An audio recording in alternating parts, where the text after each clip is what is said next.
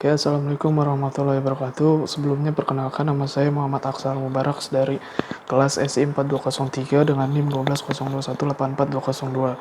Pada kesempatan malam hari ini, saya akan mempresentasikan materi tentang modul 9 di mata kuliah Analisis Perancangan Sistem Informasi. Di modul 9 ini yaitu tentang modeling object statement menggunakan diagram mesin atau machine diagram. Kemudian next. Nah, tujuan pembelajaran di modul 9 ini adalah yaitu kita dapat membuat model object state dan menjelaskan elemen-elemen yang penting dari status UML diagram mesin atau mesin diagram. Nah, di sini ada proses map. Seperti biasa sebentar. Nah, di proses map ini kan ada namanya stakeholder.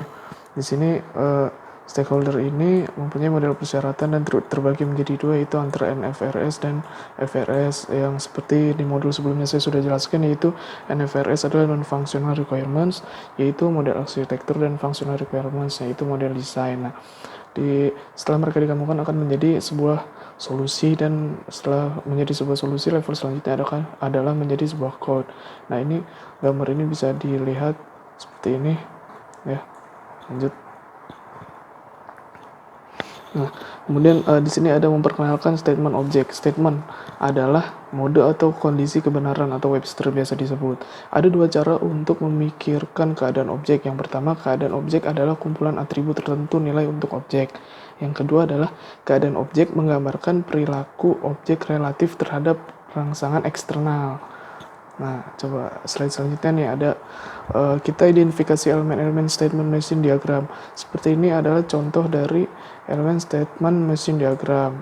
Di sini ada pendingin, idle, pemanas, mati kartu unit. Nah, untuk lebih jelasnya ada di slide selanjutnya nih ada transisi statement. Transisi statement mewakili perubahan status pada saat runtime. Nah, di sini ketika dijalankan atau ketika saat runtime, di sini ada transisi statement. Nah, seperti ini bisa diperhatikan sendiri ya gambarnya.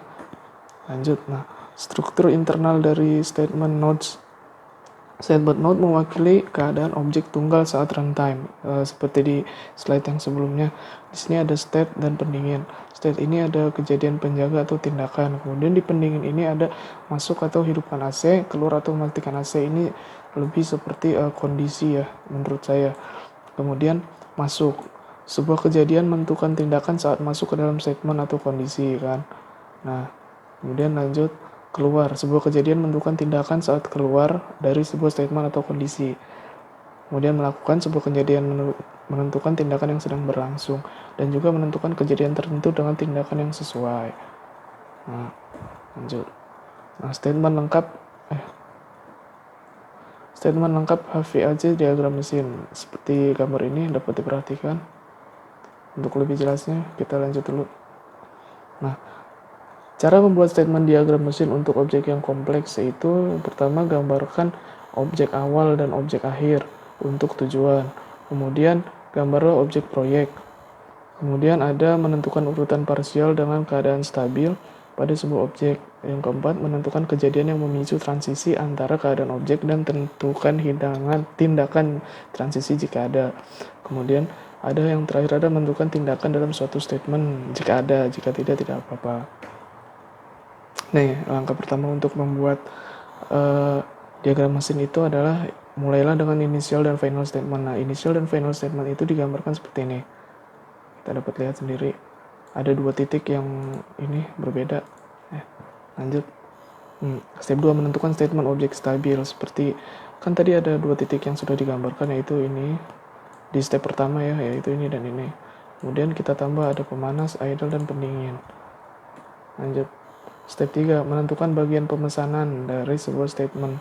Jadi setelah tadi kita buat di step 2, kita tentukan arah panah nih bagian pemesanan dari statement. Misalnya dari idle ke pendingin arahnya, atau dari sebaliknya. Kemudian dari yang bulat tadi ini ke idle atau sebaliknya bisa. Lanjut. Step keempat yaitu menentukan kejadian transisi dan tindakan. Jadi setelah kita buat garisnya yang tadi di slide sebelumnya itu, Bentar. Nah, kan menentukan bagian pemesanan dari sebuah statement. Kemudian kita lanjut, setelah melakukan itu kita kejadiannya kita tulis. Misalnya di sini ada when suhu nyata itu lebih dari batas atas, AC terpasang atau hidupkan kipas. Jadi ketika suhunya itu lebih dari batas, dia kipasnya akan menyala. Kemudian ketika suhunya kurang dari sama dengan batas atas, dia bakal mati. Ini seperti kondisional dalam program. Kemudian ada juga sama saja seperti ini tadi ya. Lanjut. Nah, yang kelima itu menentukan tindakan dalam statement. Seperti yang slide sebelumnya, sebenarnya di step 5 ini tidak berbeda jauh dengan step sebelumnya. Hanya saja di sini ada tambahan nih di sini. Nah, jadi kalau pendingin itu dia menghidupkan AC. Kalau pemanas itu hidupkan pemanas. Seperti ini saja bedanya. Nah, setelah aktivasi pemicu itu akan peristiwa yang seharusnya terjadi setelah periode waktu yang ditunjukkan dengan menggunakan peristiwa setelah pemicu. Kemudian untuk memperbaiki transisi setelah 10 menit, tentukan peristiwa di transisi setelah 10 menit. Jadi kita bikin dua transisi, yaitu kita tentukan transisi sebelum kita menentukan transisi di 10 menit dan setelahnya gitu kan. Kemudian ada peristiwa ini sering digunakan untuk waktu habis. Nah, di sini ada contoh transisi secara mandiri. Transisi secara mandiri adalah transisi keadaan dengan keadaan yang sama untuk sumber dan tujuan transisi. Nah, ini ada contohnya nih, bisa dilihat sendiri ya. Nah, ini. Junction. Di UML, persimpangan dapat digunakan untuk menyederhanakan diagram dengan memecah transisi menjadi beberapa fragmen. Dengan demikian, mengurangi duplikasi peristiwa, pemicu, penjaga, dan tindakan. Nah, ini adalah bisa dibilang dengan tujuan utamanya. Kemudian contoh berikut menunjukkan urutan statement transisi, urutan peristiwa, evaluasi penjaga, dan tindakan. Urutan statement peristiwa, evaluasi penjaga, dan tindakan. Nah, di sini ada gambarnya. Dan di sini ada keterangannya, bisa dilihat sendiri ya. Contoh junction nih, contoh stack tanpa menggunakan junction. Nih, ada gambarnya. Bisa teman-teman lihat dan perhatikan.